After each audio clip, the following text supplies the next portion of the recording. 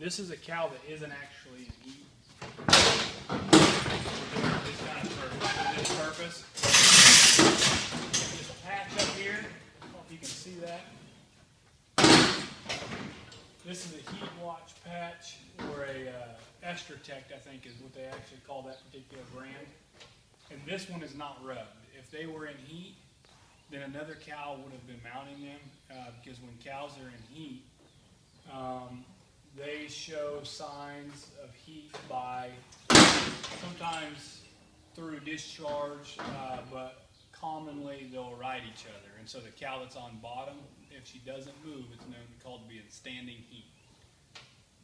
And so typically if another cow were to mount her, that would rub off. So it's silver now, but it works almost like a scratch-off ticket. And when another cow mounts her, it rubs off and we turn orange.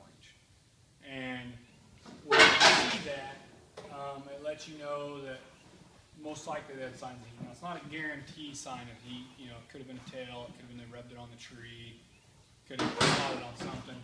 But if you get a good polished patch, and then you see signs of, you know, physical signs of standing heat, then you typically want to AI them 12 hours later after you see them in heat, or after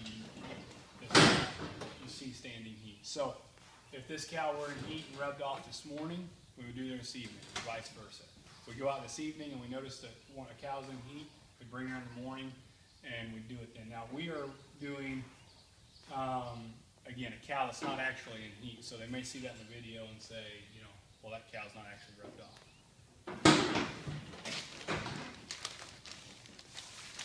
So, put an AI sleeve on.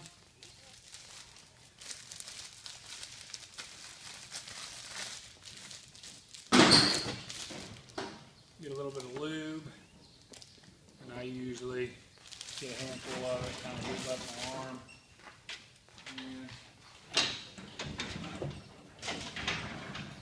you'll see here, we feel and palpate everything through the rectum. So we'll kind of clean up here.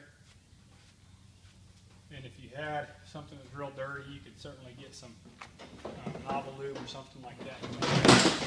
So what I usually do is I usually do this first so I can get a good clean entrance with my AI rod. And I kind of open, and you're going to want to put the AI rod in.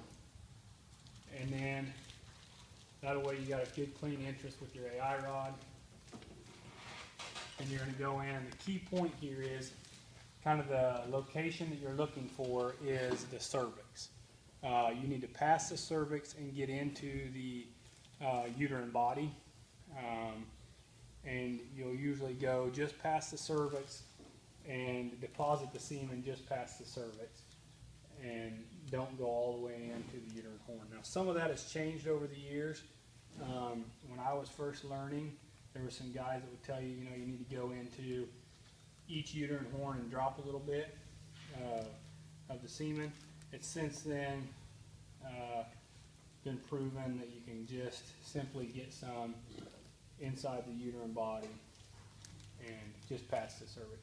Now the cervix serves as the physical barrier that kind of keeps some of this stuff out. So assume she's in heat, and I would pass the cervix.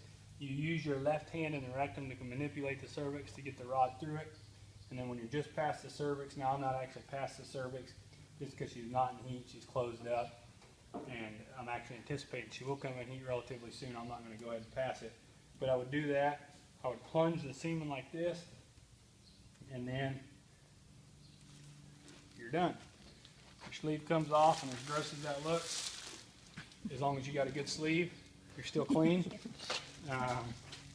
Although I have had some that break. And then this just twists off, goes in the trash. Any questions? Ready?